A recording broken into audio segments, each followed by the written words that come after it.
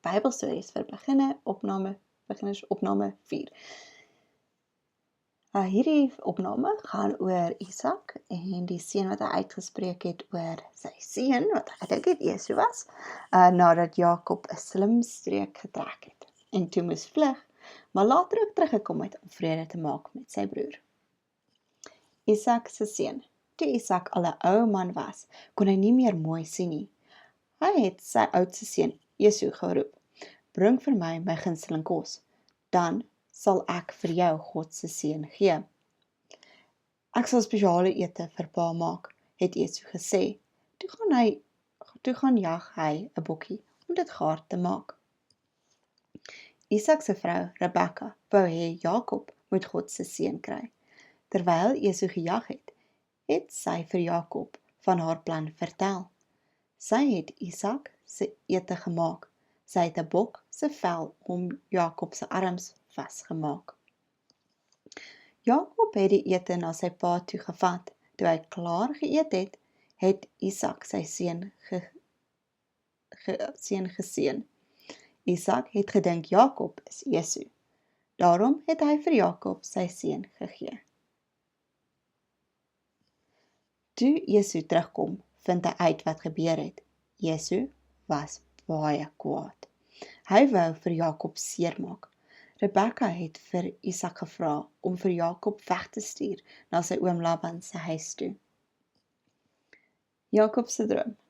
Jakob het baie ver gereis. Sy oom Laban het ver van hulle af gebly. Een aand het hy op die grond gelê en 'n klip as 'n kussing gebruik. Jakob het aan die slaap geraak.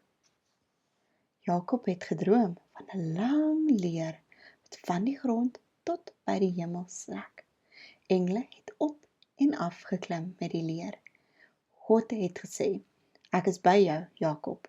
Ek sal hierdie land eendag aan jou en jou familie gee." Toe Jakob die volgende oggend wakker word, sê hy: "Die Here is op hierdie plek."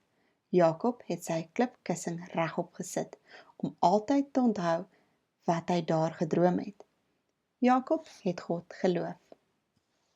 Jakob en Esau ontmoet weer. Terwyl Jakob by sy oom Laban gebly het, het hy 'n skaapwagter geword. Hy het verlief geraak en getrou.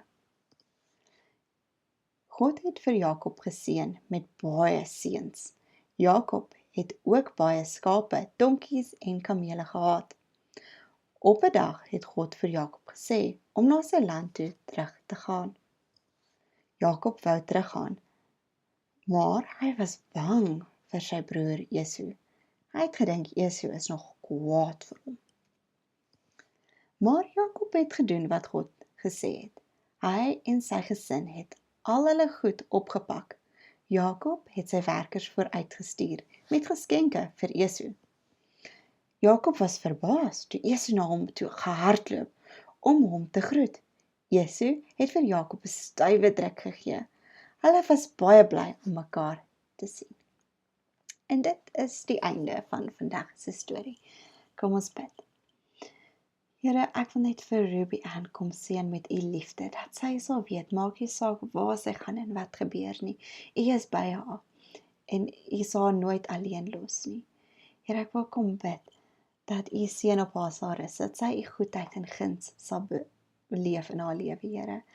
Here, ek bid ook dat, soos ons ook al 'n vorige keer gebid het, Here, dat sy aan u sal gehoorsaam wees en u sal volg. Al maak dit nie altyd sin vir haar nie, of voel sy dalk bang vir wat sy volgende moet doen. Maar u genade is groot genoeg, en u is by haar, en daar's niks waarvoor sy hoef bang te wees nie. Amen.